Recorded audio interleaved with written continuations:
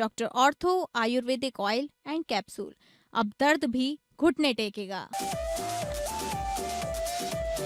ऋषिकेश में सीएम धामी ने किया सेवा पखवाड़ा का शुभारंभ। कहा गांव-गांव पहुंचेगी सरकार, मौके पर होगा समस्याओं का समाधान। एसआईआर पर मुख्य निर्वाचन अधिकारी ने की राजनीतिक दलों के साथ बैठक। 71 लाख मतदाताओं के फॉर्म डिजिटाइज। राजनीतिक दलों ने नियुक्त किए 23,000 से अधिक बीएलए। अयोध्या राम मंदिर के बाद अब उत्तराखंड के बद्रीनाथ धाम में चढ़ावे में हेरफेर के आरोप। बद्रीनाथ केदारनाथ मंदिर समिति ने दिए जांच के आदेश। खंगाले जा रहे सीसीटीवी फुटेज। हरिद्वार में कांवड़ यात्रा 2026 की तैयारियों की गई समीक्षा। प्रभारी मंत्री सतपाल महाराज बोले, शिव भक्तों के स्वागत में नहीं रहेगी कोई कमी। डाक कांवड़ के दौरान हाईवे खुला रहने पर जोर। शिव भक्तों के लिए पुख्ता इंतजाम के निर्देश।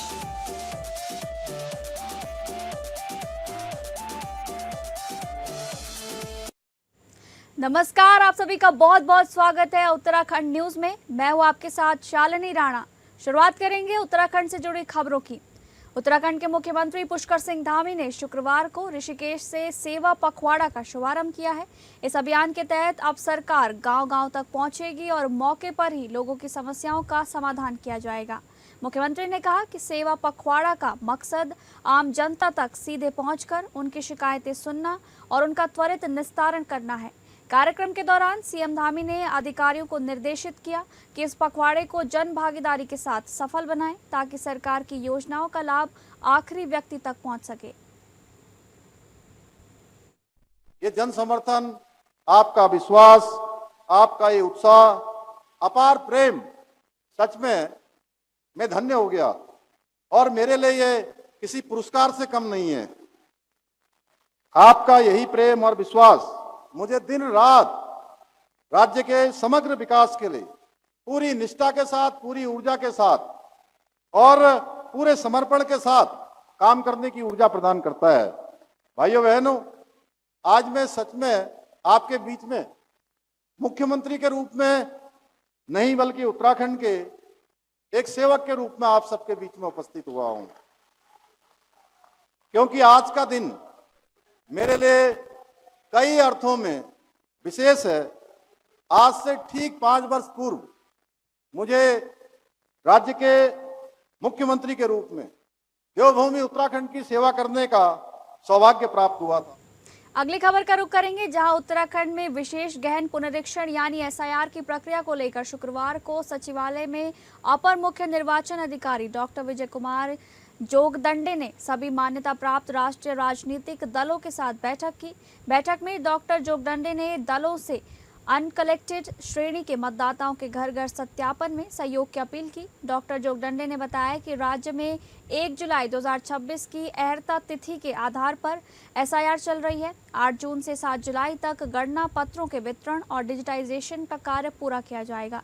प्रदेश में कुल 70 लाख से ज्यादा 60,762 मतदाताओं में इनमें से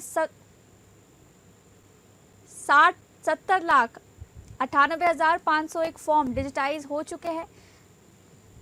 मतदाताओं का डेटा अब तक सिस्टम में दर्ज किया जा चुका है। उन्होंने बताया कि 8,39,486 मतदाता अनकलेक्टेड श्रेणी में हैं। इसमें से 1,23,836 मृत, 4,77,148 स्थायी रूप से शिफ्ट, 61,764 पहले से पंजीकृत, 1,68,259 उपस्थित और 8,479 अन्य कारणों से शामिल हैं।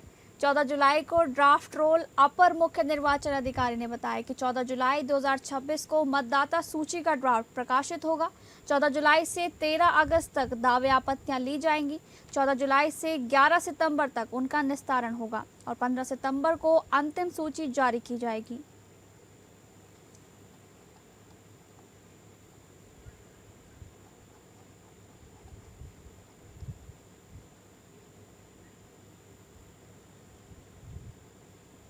विश्व प्रसिद्ध बद्रीनाथ धाम में बद्री केदार मंदिर समिति यानी कि BKTC हेमंत द्विवेदी के अध्यक्ष निजी सचिव के सीसीटीवी फुटेज के मामले में भैरव सेना ने चोरी के गंभीर आरोप लगाए हैं। इस मामले में भैरव सेना के केंद्रीय अध्यक्ष संदीप खत्री ने मंदिर समिति के सीईओ को पत्र लिखकर जांच की मांग की है।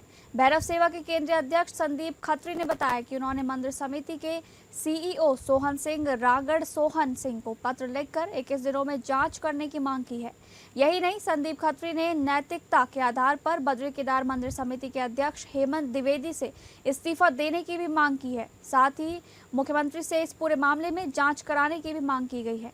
उन्होंने मंदिर समिति को अल्टीमेटम देते हुए कहा कि प्रकरण में संबंधित के खिलाफ जांच करते हुए मंदिर समिति के अध्यक्ष के निजी सचिव को तत्काल बर्खास्त किया जाए और अगर 21 दिनों में इस मामले की जांच नहीं होती है तो भैरव सेना सड़कों पर उतरकर आंदोलन करने के लिए मजबूर होगी। देखिए, जिस तरह से अभी देश भर में श्री राम मंदिर को लेकर विवाद चल रहा है, वही विवाद की जो है लपटें अब उत्तराखंड में भी आ चुकी हैं। श्री बद्रीनाथ धाम जी में कल जिस तरह का घटनाक्रम संज्ञान में आया है और उसके बाद जिस तरह से लगातार चर्चाओं का बाजार गर्म हुआ है और भैरव सेना के संज्ञान में भी आया है कि वहाँ पर जो है माननीय अध्यक्ष जी के निजी सचिव द्वारा वहाँ पर जो है सीसीटीवी फुटेज के आधार पर बताया गया है कि वहाँ पर कोई चोरी का आरोप उनके ऊपर लगा है और यही बताया जा रहा है कि वो काफ़ी समय से लोग उनकी निगरानी कर रहे थे। तो निगरानी तभी की जा रही होगी कि जब वो पहले से उतरे होंगे। अभी हमने जो है वहाँ के जो सीईओ है सोहन सिंह रांगड़ जी, उनसे हमने एक मांग की है कि इस पूरे प्रकरण की जो है निष्पक्ष जांच की जाए और जो आरोपित व्यक्ति है उसको तत्काल प्रभाव से उसको बर्खास्त किया जाए, उसको निलंबित किया जाए और प्रथम सबसे पहले इसमें जो है पुलिस की ओर से जो है उसमें प्राथमिकी दर्ज कर उस पर जांच के निर्देश दिए। अगली खबर, मुख्यमंत्री पुष्कर सिंह धामी के गृह जनपद चंपावत में कांग्रेस नेताओं के बयानों के बाद सियासी गर्मी बढ़ गई है। कांग्रेस की परिवर्तन संकल्प यात्रा के दौरान प्रदेश अध्यक्ष गणेश गोदियाल और विधायक हरीश धामी ने मुख्यमंत्री पर तीखे हमले किए। हरीश धामी के "मैं असली धामी हूं, मुख्यमंत्री नकली धामी हैं" वाले बयान पर भाजपा ने कड़ा विरोध जताया है। भाजपा कार्यकर्ताओं ने गोदियाल और हरीश धामी का पुतला फूंका। इस दौरान कार्यकर्ताओं ने मुख्यमंत्री के समर्थन में नारेबाजी की। भाजपा नेताओं ने कहा कि कांग्रेस मुख्यमंत्री धामी के नेतृत्व में चंपावत और प्रदेश में हो रहे विकास को पचा नहीं पा रही है। उन्होंने Sharda corridor, Golju corridor, science centre, MRI machine, Saryu lift पेयजल योजना और प्रदेश के पहले महिला स्पोर्ट्स कॉलेज जैसी परियोजनाओं का जिक्र करते हुए कहा कि इनसे सीमांत जनपद को नई पहचान मिल रही है। नेताओं ने आरोप लगाया कि अंदरूनी कलह से जूझ रही कांग्रेस धर्म जातिवाद की राजनीति कर रही है, जबकि भाजपा विकास और जन कल्याण पर काम कर रही है। उन्होंने कहा कि जनता आगामी चुनाव में कांग्रेस के बयानों का जवाब देगी। पुतला दहन में भाजपा पदाधिकारी, महिला मोर्चा की कार्यकर्ता और बड़ी संख्या में पार्टी कार्यकर्ता शामिल रहे। ये कांग्रेस जो है सत्ता में आने के लिए छटपटा रही है, तो उसके पास कोई मुद्दे तो है नहीं, क्योंकि वे इस प्रदेश के हमारे यशस्वी मुख्यमंत्री जी की लोकप्रियता से बौखला गए हैं और कैसे भी सोचते हैं कि इन अनगिनत बयानों के द्वारा हम सत्ता में आ जाएंगे। जनता सब जानती है और इनके विकास कार्य जो इनके, क्योंकि जो भ्रष्टाचारी थे ये, तो वो दूसरे से भी यही कल्पना करते हैं कि ये भी भ्रष्टाचारी। कांग्रेस पार्टी जो आज पतन की ओर अग्रसर है, उसके पास कोई मुद्दे तो बचे नहीं। वो न जनता के हितों के मुद्दे में बोल लिए, न उनके पास कोई ऐसा भारतीय जनता पार्टी का लूज पॉइंट है। छोटी मानसिकता का प्रतीक है, छोटा बड़ा की आज की जो है हमारी भारतीय जनता पार्टी की जो सरकार है वह जन जन तक पहुंचने का कार्य करती है और अंतिम छोर तक पहुंचे व्यक्ति के लिए प्रयास करती है के विकास कार्यों से बौखला कर, क्योंकि कांग्रेस पार्टी के पास विकास के या ऐसे पूर्व में भी कोई मुद्दे रहे नहीं है।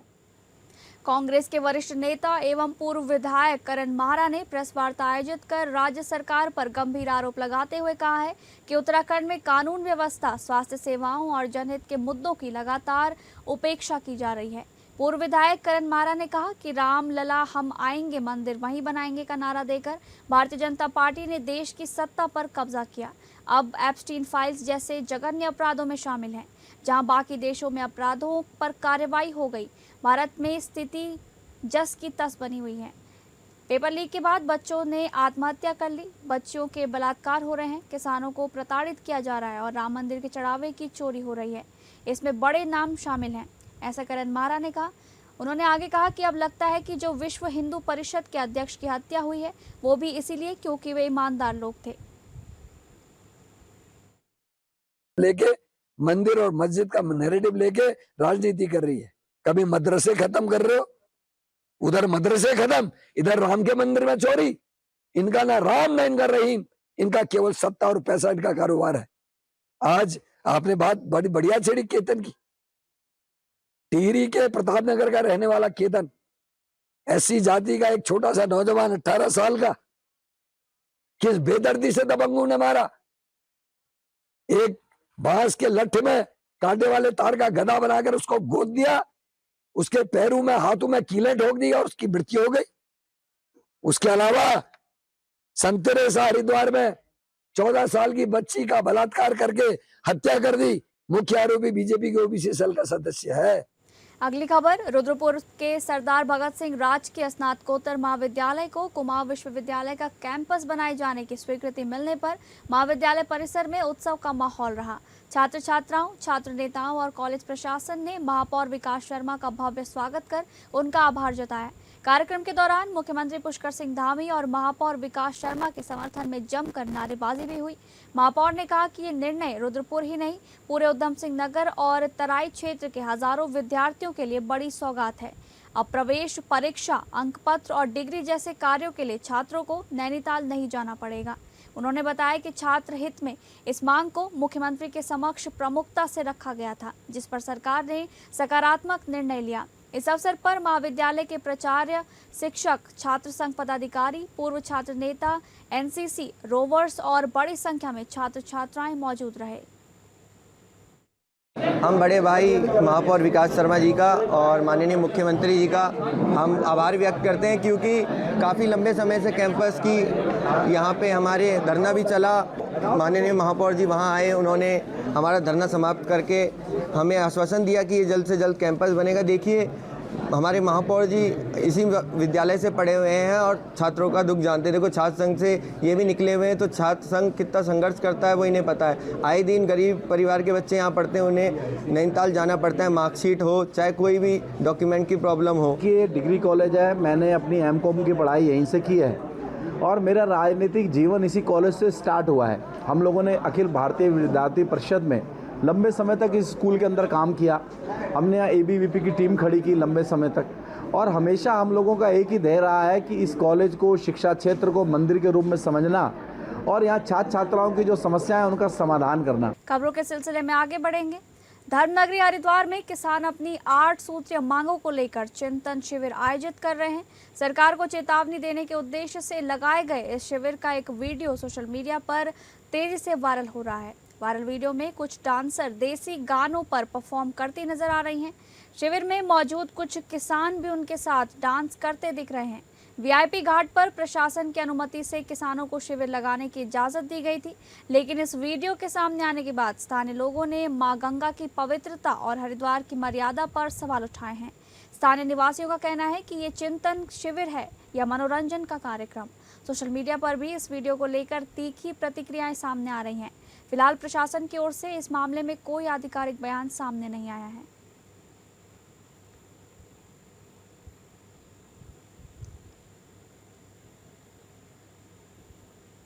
अगली खबर का रुख करेंगे, जहां चंपावत में भारतीय जनता पार्टी महिला मोर्चा ने संगठन को बूथ स्तर तक मजबूत करने की दिशा में बड़ा कदम उठाया है। महिला मोर्चा प्रदेश अध्यक्ष रुचि भट्ट के निर्देशानुसार जिला अध्यक्ष दीपा जोशी के नेतृत्व में शुक्रवार को जनपद के 4 मंडलों टनकपुर, पाटी, लोहाघाट और बनबसा में एक साथ महिला मोर्चा मंडल कार्यकारिणी की परिचयात्मक बैठकें आयोजित की गई। बैठकों में संगठन के आगामी कार्यक्रमों की रूपरेखा तय करने के साथ ही पंडित दीनदयाल उपाध्याय प्रशिक्षण महाअभियान के अंतर्गत डिजिटल लर्निंग प्रोग्राम पर विस्तार से चर्चा की गई। इसी तरह लोहाघाट मंडल में मंडल प्रभारी पुष्पा ओझा और मंडल अध्यक्ष चंद्रकला की अध्यक्षता में बैठक आयोजित हुई। बैठकों में सभी मंडलों की महिला पदाधिकारी बड़ी संख्या में मौजूद रहीं।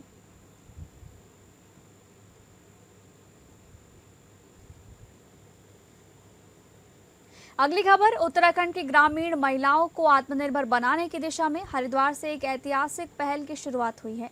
बहराबाद स्थित मानस पेट्रोल पंप पर प्रदेश के पहले MOU आधारित हिलांश आउटलेट का शुभारंभ किया गया है। ग्रामोत्थान रीप परियोजना और इंडियन ऑयल कॉरपोरेशन लिमिटेड की संयुक्त पहल से शुरू हुए इस आउटलेट के माध्यम से स्वयं सहायता समूहों द्वारा तैयार जैविक मसाले, पहाड़ी दालें, हस्तशिल्प, हर्बल और एवं पारंपरिक उत्पाद अब सीधे उपभोक्ताओं तक पहुंचेंगे। कार्यक्रम का उद्घाटन परियोजना निदेशक झरना कामठान IAS ने किया। अधिकारियों ने बताया कि भविष्य में उत्तराखंड के 400 से अधिक IOCL पेट्रोल पंप पर ऐसी आउटलेट स्थापित करने की योजना है, जिससे हजारों महिलाओं को स्थायी बाजार और बेहतर आय का अवसर मिलेगा। ये बहुत अभिनव पहल है। माननीय प्रधानमंत्री जी ने कहा था कि जो भी पर्यटक उत्तराखंड आते हैं वो अपने यात्रा व्यय का कुछ परसेंट स्थानीय प्रोडक्ट को खरीदने में प्रयोग करें। ये जो उनका स्टेटमेंट था तो स्थानीय प्रोडक्ट को बढ़ावा देने के लिए वोकल फॉर लोकल की कॉन्सेप्ट पर ये आज यहाँ पर आउटलेट खुला है। और अच्छी बात यह है कि पेट्रोल पंप ने इसको अपने प्रीमाइस में स्थान दिया है। इन्होंने ये भी कहा है कि हम बाकी भी अपने पेट्रोल पंप पे इसको स्थान देंगे। उत्तराखंड सरकार ग्राम्य विकास विभाग का एक इनिशिएटिव है, जिसमें IOCL के साथ में हमने एक MOU साइन किया है। अनुसार जो प्रदेश में जो भी पेट्रोल पंप है IOC के, वहाँ पे हमको स्पेस दिया जाएगा, जिससे कि हमारी जो महिलाओं के उत्पाद हो उनको एक अच्छा मंच मिले, उनको वहाँ पे आउटलेट मिले और वो अपने उत्पादों को वहाँ पे प्रदर्शित करके उसकी अच्छी सेल कर सकें। तो इसी कड़ी में आज इसकी शुरुआत हुई है। सबसे पहले हरिद्वार जनपद 30 जुलाई से शुरू होने वाली आगामी कांवड़ यात्रा की तैयारियों को लेकर शुक्रवार को हरिद्वार के प्रभारी मंत्री एवं कैबिनेट मंत्री सतपाल महाराज ने सचिवालय में समीक्षा बैठक की। बैठक में कई जिलों के जिलाधिकारी वीडियो कॉन्फ्रेंसिंग के माध्यम से जुड़े, जहां परिवहन मंत्री प्रदीप बत्रा सहित जिले के विधायक भी बैठक में मौजूद रहे। बैठक में मंत्री सतपाल महाराज ने अधिकारियों को निर्देशित किया कि विभिन्न प्रदेशों से आने वाले शिव भक्तों का स्वागत भव्य तरीके से किया जाए, साथ ही उनके लिए जरूरी व्यवस्थाएं समय रहते पूरी की जाएं। मीडिया से बातचीत में सतपाल महाराज ने कहा कि कांवड़ यात्रा की तैयारियां तेजी से चल रही हैं। प्रशासन द्वारा भेजे गए बजट प्रस्ताव पर शासन स्तर पर विचार किया जा रहा है। उन्होंने कहा कि हर बार की तरह इस बार भी शिव भक्तों पर पुष्प वर्षा की जाएगी। डाक कांवड़ के दौरान हाईवे को खुला रखने का प्रयास किया जाएगा। परिवहन मंत्री प्रदीप बत्रा ने बताया कि डाक कांवड़ के दौरान यातायात सुचारू रखने के लिए आने और जाने वाली कांवड़ को एक ही साइड से संचालित किया जाएगा, ताकि हाईवे बाधित न हो।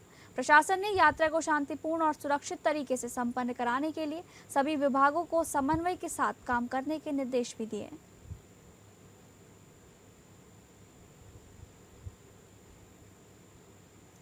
हरिद्वार के VIP घाट पर भारतीय किसान यूनियन क्रांति अराजनैतिक ने किसान महाकुंभ का आयोजन किया। इस दौरान किसानों ने सरकार के खिलाफ अपनी आवाज बुलंद की और 8 सूत्रीय मांग पत्र सौंपे। संगठन ने स्मार्ट मीटर हटाने, किसानों को मुफ्त बिजली देने, गन्ना भुगतान में तेजी लाने और गन्ने का मूल्य 500 रुपये प्रति क्विंटल करने जैसी मांगे उठाई। साथ ही चेतावनी दी कि अगर जल्द समाधान नहीं हुआ तो बड़ा आंदोलन किया जाएगा। फिलहाल प्रशासन ने मांग पत्र मिलने की पुष्टि की है और कहा है कि मांगों पर विचार किया जाएगा।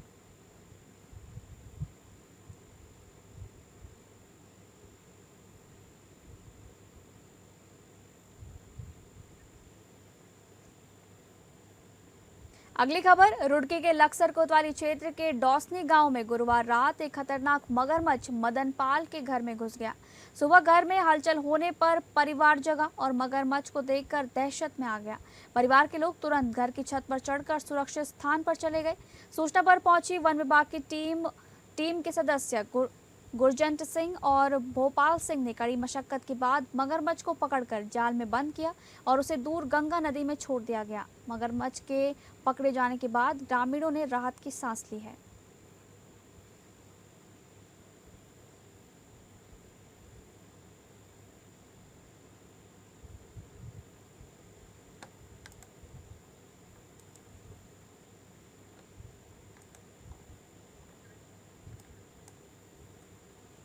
तो फिलहाल उत्तराखंड न्यूज में बस इतना ही। नमस्कार।